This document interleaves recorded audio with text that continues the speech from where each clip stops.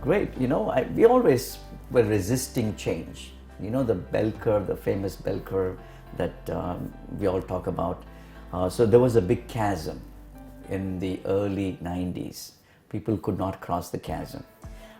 It was medical CT, then you had to go to Columbia Scientific and you had to reformat it. It became a very arduous task to be able to, get some information, which we were kind of belittling because we could do this by bone sounding. We can reflect the flap, you can actually visualize what's available. But then once cone beam came into existence, we saw a reduction in the radiation. We saw the improvement in the image quality. We saw the user interface getting much better. You saw that the expanded application of this technology could be brought into dental practice. So I would say after implant dentistry, the single most supportive technology that has enhanced implant dentistry is cone beam CT. Now I wonder how I did some of those cases that I did in the early part of my career without a CBCT. How foolish was I to just go in blindly? So now I cannot imagine even extracting a tooth and trying to do simple procedures like socket grafting without a CBCT. It has given a fourth dimension in my treatment planning.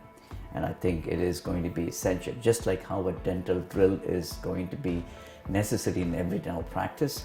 CBCT will become the gold standard and it will become the standard of care sooner or later.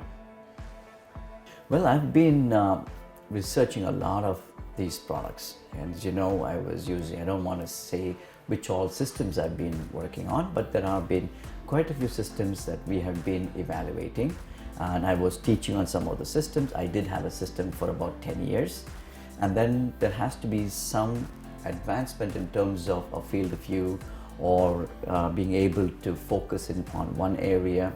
And it was getting difficult to get to that level of precision, because if I'm going to do a root canal or if I'm going to be referring a case for a wisdom tooth extraction, I just don't need to radiate the whole mouth. I want to be able to have one area view. At the same time, I also wanted to be able to use the same machine for taking my panoramic films, which is a scout film.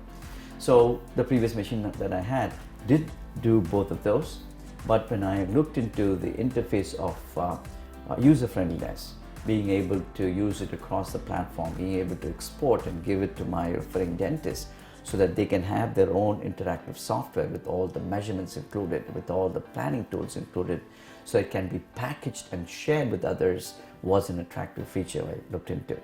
So I'm quite happy with the RAYSCAN Plus that I have, which has added a lot of precision, a lot of my ability to be able to plan my cases.